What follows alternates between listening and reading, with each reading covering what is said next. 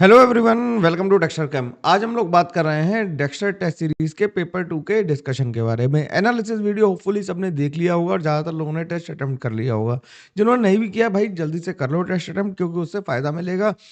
और कमेंट करके जरूर बताओ कि कितने नंबर आ रहे हैं और कैसा लग रहा है टेस्ट देके, कैसा महसूस हो रहा है तुम्हें टेस्ट देके। लास्ट टेस्ट से नंबर इंप्रूव करे या नहीं करे ये भी बात बतानी है।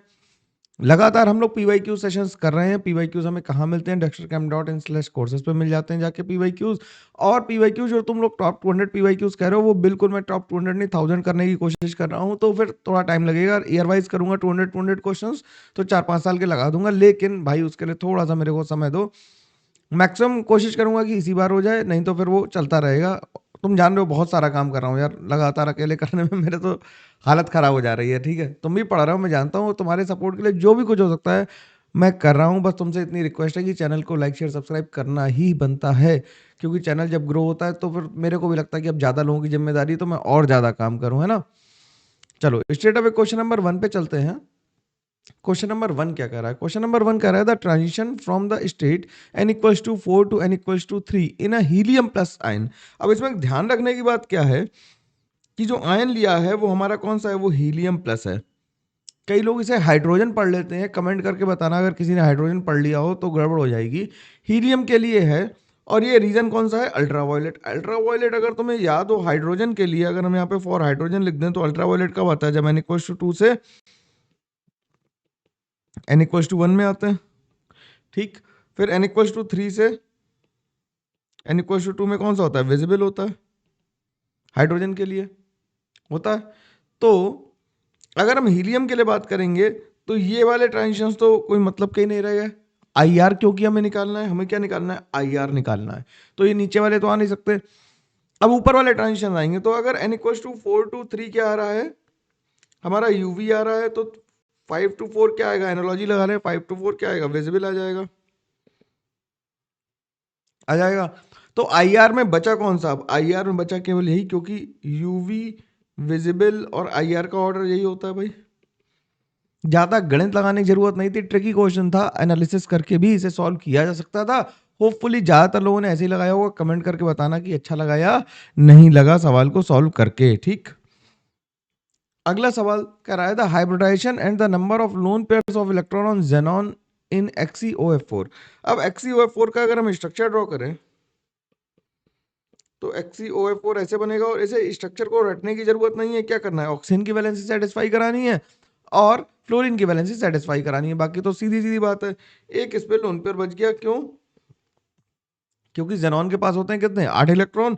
तो 1 2 3 4 यहाँ खर्च हो गए, 5 6 हो गए, तो एक लोन पेयर आ गया, वन वन लोन पेयर आ गया। और हाइब्रिडाइजेशन कितना आ गया? 5 सिग्मा बॉन्ड है, 5 सिग्मा बॉन्ड्स हैं, और एक क्या है? एक लोन पेयर है। तो स्टेरिक नंबर कितना आ गया? स्टेरिक नंबर 6 आ गया, यानी हाइब्रिडाइजेशन कितना हो गया? sp3d2। ये आसान सवाल था, इसे वन गो में ही लगाना था और इसे जल्दी से आंसर बताना था। तो कौन सा आ गया आंसर? सी आ गया। आसान सवाल था, जल्दी से हर सवाल पे तुम ये बताओगे कि सवाल आसान है या मुश्किल है। ठीक, अगला सवाल क्या कह रहा है? Geminal dichloride is form in all the following reaction except पूछ रहा है। सब में जेमिनल बन जाता है, केवल किस में नहीं बनता? तो सब में बनता है, तो सब में पहले बना लेते हैं। हम लोग जानते हैं कि जब हम लोग CH3CHO की रिएक्शन कराते हैं PCl5 से, है ना, PCl5 से रिएक्शन कराते हैं, तो कैसे लिखते हैं इसे? PCl5 ऐसे लिख लेते हैं, Cl2 अलग लिख लेते हैं, तो POCl3 निकल जाता है, ऐसे याद आया। और CH3CH अभी मैंने ऐसे लिख दिया, लेकिन गंदा तरीका है लिखने का, लिखना मत ऐसे, है ना। तो इसमें जेमिनल, जेमिनल का मतलब क्या होता है? 1,1 डाइलाइड। जेमिनल का मतलब क्या है? 1,1। तो पहले से तो बन गया, अब जब एल्डिहाइड से बन गया तो ऑब्वियसली किससे बन जाएगा? कीटोन से भी बन ही जाएगा यार, कीटोन से भी कोई दिक्कत नहीं आएगी। तो इससे भी 1,1 बन गया। 1,1 का मतलब यार 2,2 बन गया, सेम कार्बन पे लगे हैं, तो इसमें भी क्या है? जेमिनल बन गया। थर्ड देखना, थर्ड करा एल्कीन पे जब रिएक्शन Cl2 की कराते हैं, जब एल्कीन पे रिएक्शन Cl2 की कराते हैं तो साइक्लिक क्लोरीनियम आयन बनता है भाई, और फिर Cl माइनस अटैक करता है, तो इससे क्या बन जाएगा? विसिनल बन जाएगा। क्या बन जाएगा? एंटी एडिशन होता है, और क्या बन जाएगा? ये विसिनल डाइलाइड है। पता चल रहा है? ये क्या है? ये विसिनल डाइलाइड है। अगला क्या कर रहा है, तो आंसर तो हमारा ये हो गया। अगला क्या कर रहा है कि CH2 CHCl।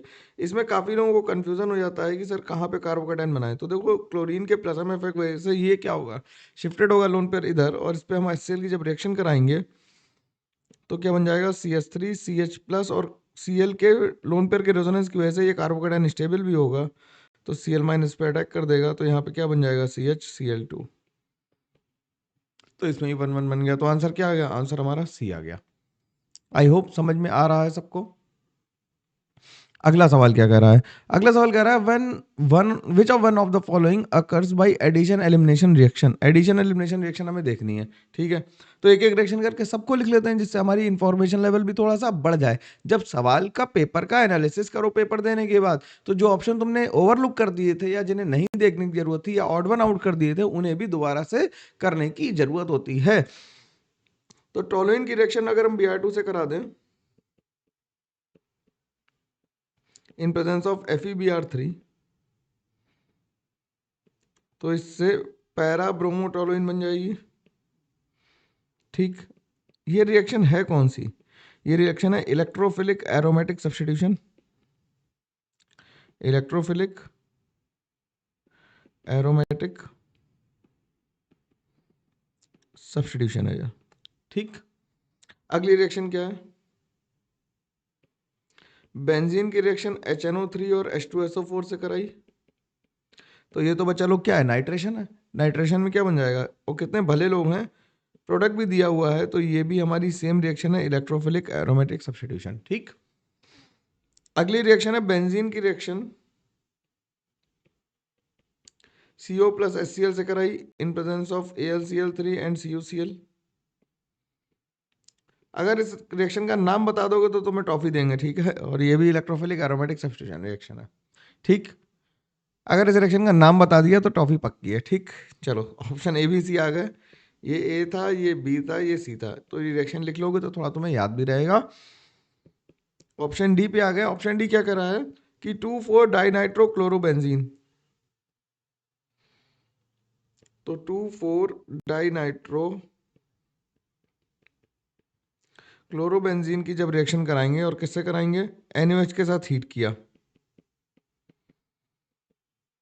तो इससे क्या बन जाएगा, Cl हटके क्या लग जाएगा, O माइनस बन जाएगा, NO2 बन जाएगा, और NO2 बन जाएगा। तो ये बेसिकली SNAR है। और SNAR में अगर तुम ध्यान रख पाओ बात को, मैकेनिज्म को, यहाँ पे NO2 लगा देते हैं, तो OH माइनस क्या करेगा, पहले ऐड होगा, OH माइनस क्या होगा, पहले एडिशन हुआ, तो यहाँ पे Cl और OH लग गया, यहाँ निगेटिव आ गया, ये रेजोनेंस करता हुआ आएगा और Cl को निकालेगा। तो ये कौन सी स्टेप है, ये एलिमिनेशन स्टेप है, तो यहाँ पे एलिमिनेशन हुआ। तो एडिशन एलिमिनेशन रिएक्शन कौन सी हो गई। इसीलिए मैंने कहा था डिस्कशन में कि ये क्वेश्चन हम लोग बाद में भी उठा सकते हैं, क्योंकि इसमें काफ़ी हमें सोचना पड़ेगा। तो ये एडिशन एलिमिनेशन हो गई, यहाँ पे फिर H प्लस डाल के ये बना दिया है, ठीक है, सही है। तो आंसर हमारा क्या हो गया, आंसर हमारा डी हो गया, सही। हमें बतानी थी कि एडिशन एलिमिनेशन रिएक्शन मैकेनिज्म किस में हो रही है। अगला सवाल सॉल्ट एनालिसिस का। याद है तो सवाल आसान है, नहीं याद है तो मुश्किल है। तो मेरे रिकमेंडेशन अभी भी है, मैं बार बार कह रहा हूं कि सॉल्ट एनालिसिस जरूर याद कर लो। कह रहा है कि a salt solution is treated with chloroform drops, then it is shaked with chlorine water, the chloroform layer becomes violet due to the combination of I minus. क्योंकि I माइनस को जब हम Cl2 से ट्रीट कराते हैं तो I2 बनती है, और I2 क्लोरोफॉर्म वेपर्स क्लोरोफॉर्म पे लेयर बनाती है, कैसी, वॉयलेट लेयर।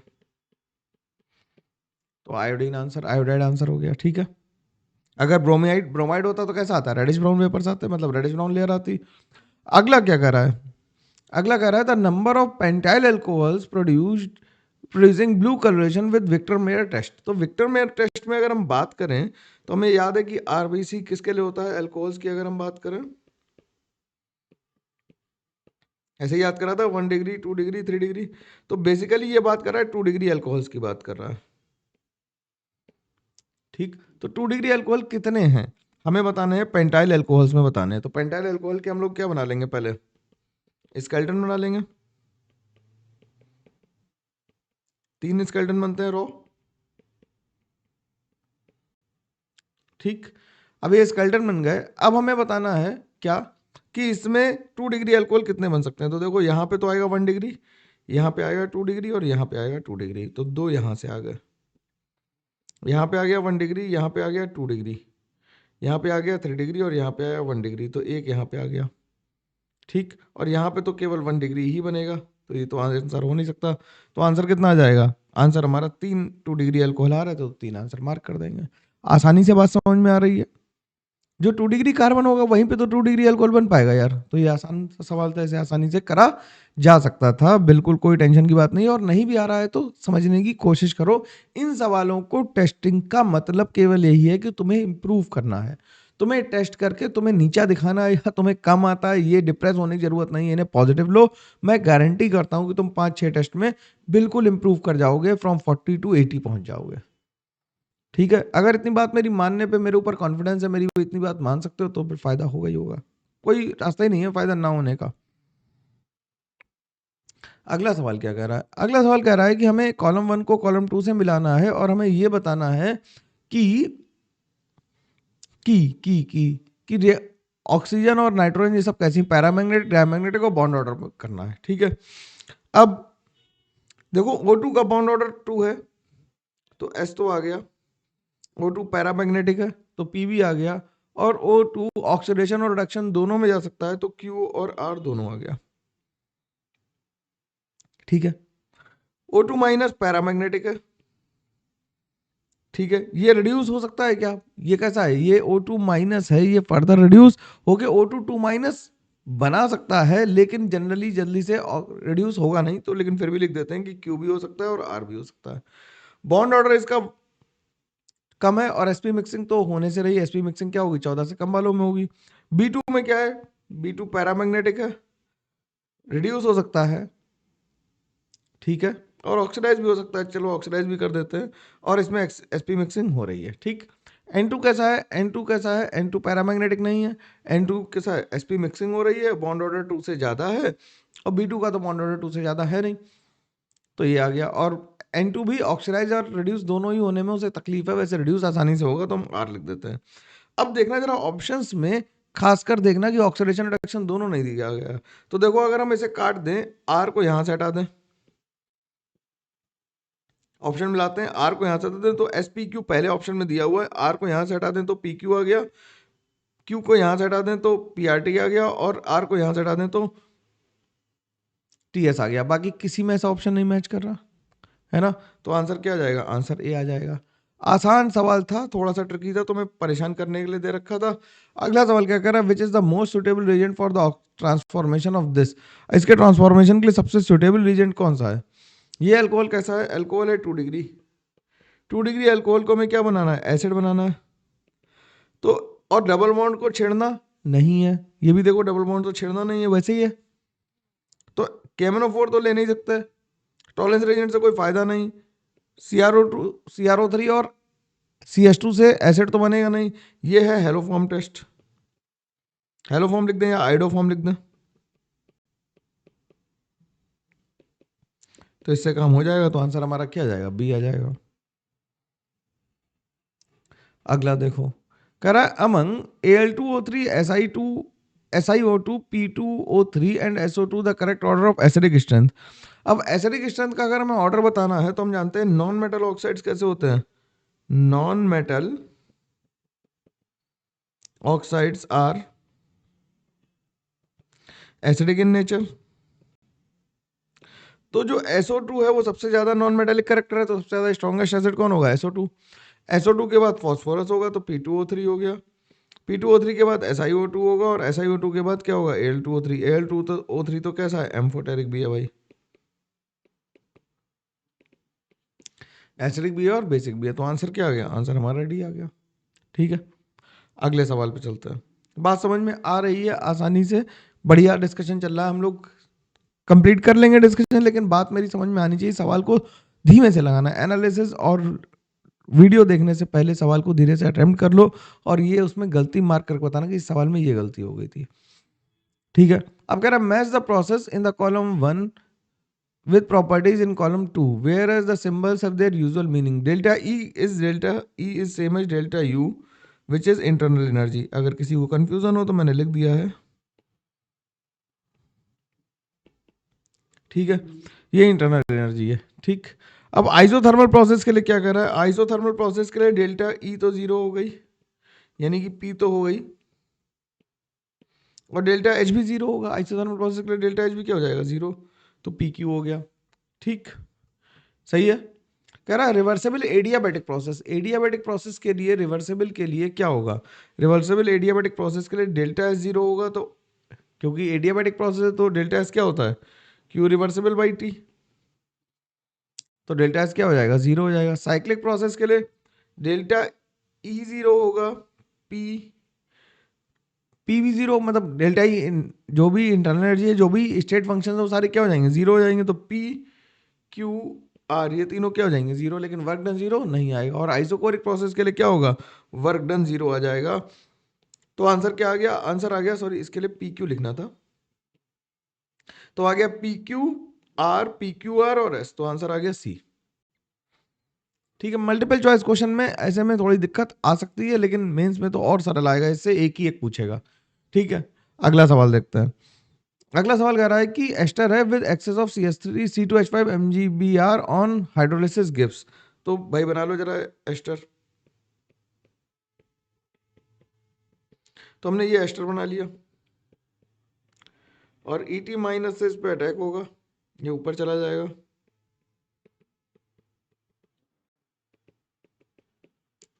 ET जुड़ गया आके, ये वापस आया, इसे निकाल दिया। अब क्योंकि एक्सेस में दे रखा है, तो जो कीटोन बना है, जो ब्यूटेनोन बन गया है, इस पे फिर से क्या करेगा, ET माइनस आके फिर से अटैक कर देगा, और CH3CO माइनस MgBr बन जाएगा, ET और ET बन जाएगा, और हाइड्रोलिसिस कर देंगे। जब हाइड्रोलिसिस करोगे तो क्या बन जाएगा, हाइड्रोलिसिस करने से बन जाएगा CH3COH CET और ET बन जाएगा। तो ऑप्शन मिला लो भाई, ऑप्शन कौन सा मिल रहा है, ET और OH माना बी ऑप्शन मिल गया हमसे। अगला सवाल क्या कह रहा है, अगला सवाल कह रहा है कि रेड फास्फोरस क्लोरीन और अल्कोहलिक की वजह से रिएक्शन कराई। तो रेड फास्फोरस और क्लोरीन से जब रिएक्शन होती है तो इसे HVZ रिएक्शन कहते हैं। भाई याद आया, ये कौन सी रिएक्शन है, HVZ रिएक्शन है। तो मतलब अगर तुम्हें नहीं याद आ रहा है तो तुम्हें क्या करना पड़ेगा, HVZ रिएक्शन को दो बार ही लिख के देखना, और उसकी मैकेनिज्म भी लिख के देखना, तब जाके ये सेटलमेंट इसका बैठेगा। तो ये क्या करता है, अल्फा पोजीशन पे क्लोरीन लगा देता है, और फिर अल्कोहलिक की वजह से रिएक्शन हुई,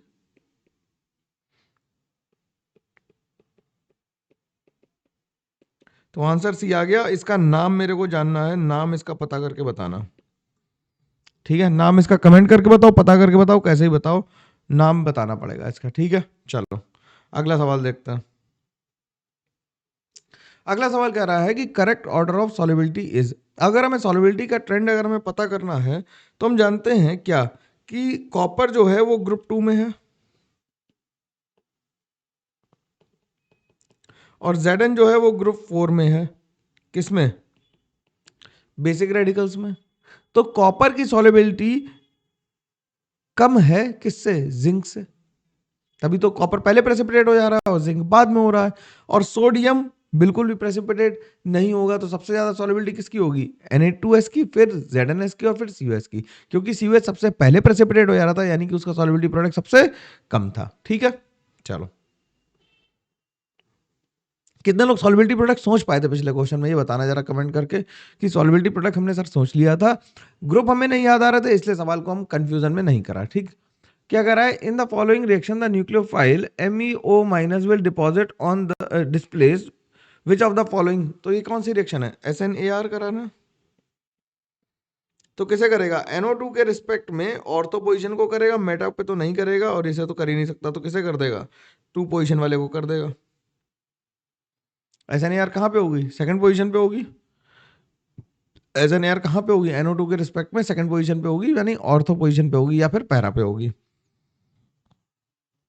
अगला सवाल, अगला सवाल कह रहा है which of the following order is correct for the first ionization energies of the element. हमारे पास एलिमेंट है बेरिलियम, बोरॉन, नाइट्रोजन, ऑक्सीजन और सल्फर और फास्फोरस। ठीक है, चलो इसे बाद में देख लेते हैं। बेरिलियम और बोरॉन में बोरॉन की फर्स्ट आयनेशन एनर्जी कम होती है क्योंकि बेरिलियम का इलेक्ट्रॉनिक कॉन्फ़िगरेशन कैसा है 1s2 2s2। फिर ऑक्सीजन और नाइट्रोजन में नाइट्रोजन की ज्यादा होती है क्योंकि ये हाफ फिल्ड है। ठीक, तो ऐसा ऑप्शन कोई दिख रहा है क्या? ऐसा ऑप्शन सी दिख रहा है तो सी को ही मार्क कर दो। फिलहाल ऊपर से नीचे आते हैं तो क्या होती है, आयनेशन एनर्जी कम होती आती, तो ये ऑप्शन तो गलत ही हो जाएगा। ठीक, अगले सवाल पे चलते हैं। अगला सवाल कह रहा है the glycosidic linkage involve in the glucose unit in amylose part of starch is. भैया ये सवाल एकदम याद रहना चाहिए कि एमाइलोज में क्या होती है, अल्फा 1,4 ग्लाइकोसिडिक लिंकेज होती है, तो इसे याद रख के करना है। रिमेंबर इंपॉर्टेंट है और रिमेंबर रखना है। रिमेंबर, रिमेंबर का मतलब है बिल्कुल तुम्हें रटा होना चाहिए। ठीक है, अगले क्वेश्चन पे आ जाते हैं। अगला क्वेश्चन कह रहा है which of the following will not show hyper conjugation. अब हाइपर कॉन्जुगेशन कौन सा नहीं करेगा? देखो भाई, अगर हम CH3 लगा लें यहां से तो ये हाइपर कॉन्जुगेशन शो कर सकता है, तो ये तो करेगा। यहाँ पे अल्फा एच है ही पहले से, यहाँ पे भी अल्फा है, ये हाइपर कॉन्जुगेशन शो नहीं करेगा। क्यों? क्योंकि ये ब्रिज हेड है और ब्रिज हेड प्लेनर नहीं हो सकता, तो ये hydrogen hyperconjugation can not show as bridge head can never be planar और sp2 ब्रेड्स रूल है। अभी हाल ही में ब्रेड्स रूल के कुछ एक्सेप्शंस भी आए हैं, लेकिन हम लोग अभी फिलहाल उसी को मान लेंगे कि यही ठीक है, तो आंसर हमारा क्या है? डी आ गया। ठीक है, अगला सवाल क्या कह रहा है? अगला सवाल कह रहा है the osmotic pressure of equimolar solution of urea BaCl2 and AlCl3। तो पाई इज इक्वल टू होता है CRT ICRT। तो पाई बेसिकली प्रोपोर्शनल होगा किसके? आई के, अगर सी सेम है। तो यूरिया के लिए आई की वैल्यू कितनी है? 1। BaCl2 के लिए आई की वैल्यू कितनी है? 3। और AlCl3 के लिए आई की वैल्यू कितनी है? 4। तो ऑस्मोटिक प्रेशर सबसे ज्यादा किसका आएगा? सबसे ज्यादा आएगा AlCl3 का, फिर आएगा BaCl2 का, फिर आएगा यूरिया का। तो ऑप्शन क्या आ गया? ऑप्शन ए आ गया। समझ में आ रही है बात आसानी से? बिल्कुल कोई दिक्कत की बात नहीं है। अगला क्या कर रहा है the total number of d orbital involve in the hybridization of metal ion complex MnO4 minus. से देखो, थोड़ा अगर मुश्किल बनाना होता ना तो एक ऑप्शन को जीरो कर दो, देखो फिर मजा देखो। मतलब दो ही रखो, मेरे को इसमें कोई दिक्कत नहीं, लेकिन इसे अगर कठिन बनाना है तो इसे क्या कर दो? इसे जीरो कर दो। तो ज्यादातर लोग जीरो मानेंगे। क्यों? क्योंकि MnO4 माइनस में सबको पता है MnO4 के अगर हम सिग्मा और पाई बॉन्ड काउंट कर लेते हैं तो ये टेट्राहेड्रल आ जाता है, और जनरली लोग sp3 लिख देंगे, जो कि गलत है, जबकि हाइब्रिडाइजेशन है कितना? D3s है, क्योंकि डी ऑर्बिटल्स खाली हैं और इसमें जो कलर है वो LMCT की वजह से है। ये बात हम लोग पहले भी कर चुके हैं। ठीक है ना? ठीक है, तो ये आंसर 3 आएगा इसका। अगला क्या कर रहा है which of the following complexes does not show optical activity. Optical activity कौन नहीं शो कर पाएगा? ऑप्टिकल एक्टिविटी वो नहीं शो कर पाएगा जो प्लेनर होगा। अब ये हेक्साडेंटेड है, इसकी कोऑर्डिनेशन नंबर 6 है, इसकी कोऑर्डिनेशन नंबर 6 है, इसकी कोऑर्डिनेशन नंबर 6 है। ठीक है, ये हेक्साडेंटेड है, ये बाइडेंटेड है, ग्लाइसिन है ना, ग्लाइसिन, और ये भी बाइडेंटेड है। जो बाइडेंटेड लिगेंड हैं, अगर हम उनके मान लो उन्हें मिरर इमेज बनाने की कोशिश करें तो इनकी जो मिरर इमेज होगी वो कैसी होगी? नॉन सुपर इम्पोजिबल होगी। जबकि अगर हम प्लेटिनम के साथ बनाए तो ये कैसा? ये स्क्वायर प्लेनर कॉम्प्लेक्स है। स्क्वायर प्लेनर है क्यों? क्योंकि कोऑर्डिनेशन नंबर है 4, तो ये प्लेनर बन जाएगा, और प्लेनर मॉलिक्यूल के साथ सिमेट्रिकल लिगेंड्स हैं, तो कोई भी ऑप्टिकल आइसोमेरिज्म नहीं हो पाएगी। ये कैसा आ गया? प्लेनर आ गया, तो ये सिमेट्रिक है, तो इसमें ऑप्टिकल आइसोमेरिज्म नहीं होगी। तो आंसर हमारा क्या आ जाएगा? आंसर हमारा डी आ जाएगा। ठीक है, कोई परेशानी, कोई दिक्कत, कोई मुश्किल इसमें नहीं होनी चाहिए किसी को भी। ठीक, अब हम लोग इंटीजर टाइप क्वेश्चंस पे आ जाते हैं। कह रहा है कि if 0.2 grams of an organic compound containing carbon, hydrogen and oxygen on combustion yields 0.147 grams of carbon dioxide, and 0.12 grams of water, then the content of oxygen in the compound. तो हम पहले क्या निकालेंगे, परसेंटेज ऑफ कार्बन निकाल लेंगे, है ना। हम क्या करेंगे, पहले परसेंटेज ऑफ कार्बन निकालेंगे, परसेंटेज ऑफ हाइड्रोजन निकालेंगे और 100 में से माइनस कर देंगे तो परसेंटेज ऑफ ऑक्सीजन निकल आएगा। तो परसेंटेज ऑफ कार्बन आ गया 12/44 into mass of CO2 divide by mass of organic substance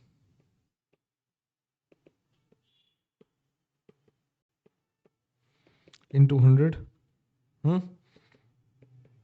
तो 12/44 इंटू मास ऑफ CO2 कितना है 0.147 अपॉन 0.2 इंटू 100। ठीक, इसे जरा सॉल्व कर देना भाई लोगों, इसे सॉल्व कर दोगे तो इससे आंसर आ जाएगा 20.04%। ठीक है, सब आराम से सॉल्व हो जाएंगे, कोई इसमें परेशानी की बात नहीं। ये डेसिमल उड़ाओ, ये उड़ाओ, ये उड़ाओ, ये 2 छंग 12 हो गया, 2 3 6 हो गया, 2 22 हो गया, तो 3 इंटू 147 डिवाइडेड बाई 22 हो गया। ठीक, तो ये सॉल्व हो जाएगा आसानी से, इसमें कोई परेशानी आनी नहीं चाहिए, है ना। ठीक, तो ये आ गया 20.04%। तो परसेंटेज ऑफ हाइड्रोजन कितना आ गया, वो आ गया 2/18। फॉर्मूला याद है, mass of water divide by mass of organic substance into 100। तो ये आ गया 2/18। मास ऑफ वाटर कितना आया था 0.12 अपॉन 0.2 इंटू 100 आ गया। ये डेसिमल उड़ा, ये उड़ गया, यहाँ से यहाँ कट गया, 2 से 2 कैंसिल हो गया, तो ये आ गया 120/18। यानी इसे कैसे लिखते हैं, 120/18 को लिखते हैं क्या, 6 का टेबल 18 6 जा 108 16.66 आ जाएगा। ठीक, तो मास परसेंटेज ऑफ ऑक्सीजन कितना आ गया, परसेंटेज ऑफ ऑक्सीजन आ गया 100 में से 20.04 माइनस कर दो, माइनस 6.66 कर दो। ठीक, तो जो आंसर आ जाएगा कितना आ जाएगा, आंसर इससे आ जाएगा कितना हमारा 73.3 आ जाएगा। तो हम आंसर क्या लिखेंगे, 73% लिख देंगे। ठीक है, तो आंसर 73 मार्क कर देंगे ऊपर जाके। अगला सवाल देखते हैं। अगला सवाल कह रहा है कि 10 ml of a solution containing 0.4 grams of urea and 0.9 grams of another substance explore an osmotic pressure of this at 25 degrees centigrade. The molecular formula of the compound. क्योंकि colligative property number of particles पर depend कर रही है, तो हम overall pressure भी निकाल सकते हैं पार्शियल प्रेशर के हिसाब से कि pi final will be equals to π1 plus π2, ऐसे भी कर सकते हैं। तो ये आएगा C1RT प्लस C2RT। तो C1 को लिख लो क्या कि 0.4 ग्राम से, इसका मोलर मास हो गया 60। ठीक, मोलर मास हो गया 60 इंटू, हमें मोलैलिटी निकालनी है तो 100 ml हो गया इंटू 1000 कर दिया। ठीक, डेंसिटी मोलैरिटी और मोलैलिटी सेम मान ली। ठीक, प्लस C2 की वैल्यू हो गई 0.9 upon molar mass into 100 into 1000। ये दोनों बड़े ब्रैकेट में कर लेते हैं। आर की वैल्यू हो गई 0.082 इंटू टी की वैल्यू हो गई 298। सही है, अब इसकी वैल्यू में दे रखी है 2.85 दे रखी है ना। तो 2.85 किसके बराबर हो जाएगा, ये यहां से कैंसिल हो गए, तो ये आ गया कितना 4/60 प्लस ये यहां से कैंसिल हो गया, तो ये आ गया 9/m। ठीक, डिवाइड अगर हम इधर कर दें 0.082 इंटू 298 का डिवाइड कर दें इधर से, इसे डिवाइड कर दोगे तो ये आ जाएगा 0.116 is equal to 4/60 plus 9/m। अब तो यार सॉल्व कर दोगे, इसे नहीं कर पाओगे, मैं ही सॉल्व करूं पूरा, मतलब तुम ये चाहते हो कि मैं सॉल्व करूं कि कर लोगे। चलो मैं लिख देता हूं, कोई दिक्कत नहीं। तो 9/m की वैल्यू कितनी आ गई 0.116 माइनस 1/15। ठीक, तो 9/m की वैल्यू आ जाएगी 0.05, तो m की वैल्यू आ जाएगी 9/0.05। 2 जीरो ऊपर बढ़ा दिए तो आंसर कितना आ गया 180 आ गया। तो मोलर मास कितना आ गया इसका 180 ग्राम आ गया। तो ये ग्लूकोज ऐसा कुछ होगा भैया, है ना। अगला सवाल देखते हैं। अगला सवाल क्या कर रहा है, the unbalanced equation for the reaction of P4S3 with nitrate in aqueous medium is given below. The number of moles of water required per mole of P4S3 is x ratio y। The value of x upon y is. अब देखो जरा इस सवाल में क्या कर सकते हैं हम लोग, हमें इसमें रिएक्शन को बैलेंस करना पड़ेगा, तो P4S3 plus NO3 minus gives H3PO4 plus SO4 2 minus plus NO। हमें ये पता है कि सल्फाइड है, फॉस्फोरस सल्फाइड है, तो हमें ये पता है कि इसका हो रहा है ऑक्सीडेशन और इसका हो रहा है रिडक्शन। अब देखो, तुम्हें ऑक्सीडेशन नंबर निकालना तो नहीं आ रहा कि सल्फाइड में एस पे कितनी लिख दें, फॉस्फोरस पे कितनी लिख दें। तो क्या करो, बेटर है कि हाफ सेल रिएक्शन यूज करो। ऐसे केस में क्या करो, हाफ सेल रिएक्शन यूज करो, ऑक्सीडेशन नंबर मेथड को यूज मत करो। तो ऑक्सीडेशन हाफ सेल क्या आ जाएगा, ऑक्सीडेशन हाफ सेल में क्या हुआ, ऑक्सीडेशन हाफ सेल में क्या हुआ कि P4S3 कन्वर्ट हो गया किस में, H3PO4 में और SO2 में, SO4 2 माइनस में। तो हम क्या करें, यहाँ पे 4 फॉस्फोरस कर दें और 3 सल्फर कर दें। तो यहाँ पे ऑक्सीजन कितने हो गए भाई, ये गिन लो जरा। ऑक्सीजन हो गए 4 चौक 16 और 4 3 12 28 हो गए। तो यहाँ पे 28 H2O ऐड कर दिए जाएंगे। यही तो करते हैं बैलेंसिंग करने के लिए। 28 H2O आ गए, तो यहाँ पे कितने कर दें, 56 क्या कर दें, 56 H प्लस के यहाँ 12 तो यहाँ पे हैं, तो यहाँ पे कितने थे 56 12 यहाँ पे, तो 44 H प्लस यूज कर लो। 44 H प्लस यूज किए तो नंबर ऑफ इलेक्ट्रॉन्स अब क्या हमें कैंसिल आउट करने पड़ेंगे, बराबर करने पड़ेंगे। तो कितने हो गए, चार्ज -6 यहाँ पे हुआ, तो 38 इलेक्ट्रॉन्स आ गए। तो ये इक्वेशन हमारी बन गई पहली। गुड, सही है। अब ऑक्सीडेशन की जगह अब रिडक्शन हाफ सेल पे आ जाते हैं। रिडक्शन हाफ सेल में क्या होगा भाई, रिडक्शन हाफ सेल में होगा क्या कि NO3 माइनस रिड्यूस होके किस में जाएगा, NO में और H2O में। NO में जा रहा है, चलो ऐसे ही लिख लेते हैं। तो इसे बैलेंस करने के लिए ट्वाइस H2O कर लिया, तो इधर 4 H प्लस कर दिए, सब कुछ बैलेंस हो गया। चार्ज बैलेंस करने के लिए इधर कितने, ये 3 इलेक्ट्रॉन्स कर दें, इधर कितने 3 इलेक्ट्रॉन्स और कर दें। ठीक है, तो इसमें अब क्या करें, डॉल्टन की बात मान लें और इसमें किससे मल्टीप्लाई कर दें, इसमें 38 से मल्टीप्लाई कर दें और इसमें 3 से मल्टीप्लाई कर दें। दोनों को ऐड कर दो जरा, दोनों को ऐड करना जरा, तो ये जाएगा 3P4S3 प्लस 28 × 84 वाटर, ठीक, प्लस 38 NO3 माइनस प्लस 38 × 4, 4 चौक होते हैं 140 चौक 160, 160 में से हट गए 152 H plus will give you 12 H3PO4 plus 9 SO4 2 minus plus 38 NO plus 44 थी 132 वाटर हो गए, 132 H प्लस हो गए, और वाटर कितने हो गए, 38 दूनी 76 वाटर हो गए। ठीक है, अब यहां से इसे माइनस कर दोगे, ये इधर वाटर आके माइनस हो जाएंगे, ये इधर आके माइनस हो जाएंगे। तो ओवरऑल बैलेंस रिएक्शन लिख देता हूँ फाइनल, क्या बनेगी ओवरऑल बैलेंस रिएक्शन, क्या बनेगी 3P4S3 plus 38 NO3 minus plus कितने वाटर आ गए 20 H plus plus 8 water gives you 38 NO plus 12 H3PO4 plus 9 SO4 2 minus, ये बन गई। अब हमें निकालना क्या था, पर मोल ऑफ वाटर कितने S4 S3 चाहिए, पर मोल ऑफ वाटर, वाटर के मोल्स कितने आ गए 8 आ गए, तो 8/3 चाहिए हमें, 8/3 चाहिए यानी कि 2.67 चाहिए। तो आंसर क्या लिख देंगे 2.67, इसमें राउंड ऑफ तो करना नहीं है। अच्छा, तो हमें x/y बताना, x/y कितना आ गया, कितना आ गया 8/3 आ गया, तो ये x/y है, यानी कि 8 + 3 हमें आंसर करना था, तो 11 आंसर आ गया। शानदार, बड़ा सा सवाल था, इसीलिए मैंने कहा था एनालिसिस में कि इसे बैलेंस करना सब लोगों को थोड़ा सा मुश्किल लग सकता है, इसलिए इसे सेकंड राउंड में भी किया जा सकता है, बिल्कुल कोई परेशानी की बात नहीं है। ठीक, अगला सवाल देखो क्या कर रहा है, find out the percentage of reactant molecule crossing over the energy barrier of 7 eight 70 kelvin given that delta H is equal to this, और ए ऑफ बैकवर्ड डायरेक्शन हमें गिवन है, हमें डेल्टा एच गिवन है कितना 0.12 kilo calories,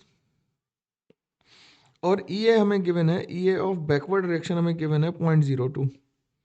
तो ई of forward direction हमें कितना हो गया, ई ऑफ फॉरवर्ड डायरेक्शन हो गया 0.14, जोड़ देंगे भाई, क्योंकि डेल्टा एच किसके बराबर होता है, ई फॉरवर्ड माइनस ई बैकवर्ड। तो ये फॉरवर्ड निकल आया। अब हमें क्या करना है, क्रॉसिंग ओवर द बैरियर निकालना है। तो हम क्या करेंगे, n equals to N naught e to the power minus E A forward by R T कर देंगे। तो n अपॉन एन नॉट क्या होगा, ये फ्रैक्शन ऑफ मॉलिक्यूल्स हो गए, minus E A forward upon are T कर देंगे। ठीक, तो इसकी वैल्यू कितनी आ गई, इंटू 100 कर देंगे तो परसेंटेज में निकल आएगा, हमें परसेंटेज निकालना है। तो इसे हो गया e to the power minus 0.14 into 10⁻³ divided by 2, R की वैल्यू और टी की वैल्यू कितनी है 70। सही है, बढ़िया। तो ये अगर हम कर दें तो ये ई टू द पावर -1 बचा, ई टू द पावर -1 बचा इंटू 100, तो ये 100 अपॉन ई बचा। 100 अपॉन ई की वैल्यू देखो क्वेश्चन में दे रखी तुम्हें कितनी है, ई की वैल्यू जो दे रखी है 10⁻⁻ माइनस दिस, इसकी वैल्यू होती है 2 पॉइंट, ई की वैल्यू 2.1718, तो ये आ जाएगा 36.79, यानी कि इसे आंसर लिख देंगे 37।